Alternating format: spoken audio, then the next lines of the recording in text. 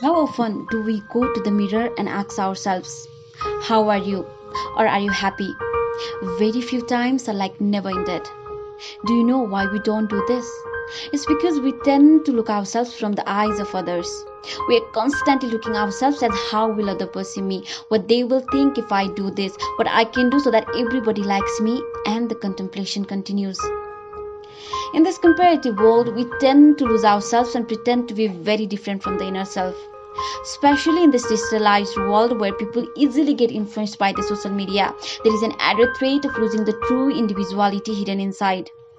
We tend to show the outer world the false accomplishment covering the dark side of the story. And there comes the most critical yet most ignored issue, the mental health. From the time we get a little bit of sense and consciousness, we prioritize physical health with monthly checkup, prevention, and cure. Of course, it is the most important thing that has to be prioritized. But what about mental health? It another equally important criterion in one's life.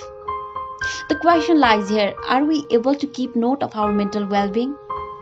No, right? One becomes aware of mental health only when one actually becomes infected from the mental disorder going on his or her life.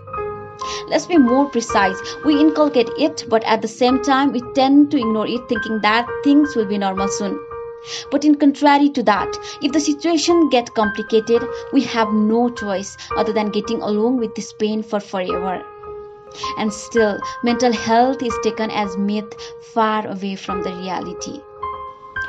Generally, people's perception about mental health, or in more clear words for depression or anxiety, is that people with this kind of issues tend to lock themselves in the dark room, crying day and night and living a life full of nightmare.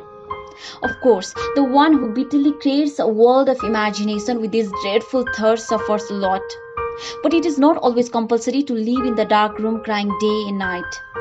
Any random guy whom you find happy and smiling might be suffering, which is not visible with the naked eyes. And it's very tragic to say that most of the people have to go through it at some point of life due to various reasons.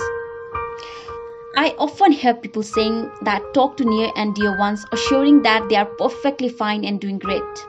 Again, a big question lies here. Will people really tell you everything that they are going through? Yes, being in touch with the near and dear ones is important. But you know what? The most important thing is, you should be true to yourself. Until and unless you cannot build up that courage, that self-confidence for fighting the battle, no one can help you. Well, support from the near ones can for sure build up your confidence, but not without self-love and care for yourself. Patience is the key, and you have to have that patience to fight the battle calmly. Mental health is, of course, not myth. It's the reality one has to go through in any phase of life. It must be prioritized and should be handled with utmost care. According to World Bank data, today nearly 1 billion people live with mental disorder, and in low-income countries, more than 75% people live with disorder do not receive treatment. Every year, close to 3 million people die due to substance abuse. Every 40 seconds, a person dies by suicide, and about 50% of mental health disorders start by the age of 14. So, let's take it as a serious concern. Love, care, and support yourself to the best. You are the one who has to bear it, fight for it, and come out of it with added strength, courage, and confidence. So, learn to love yourself.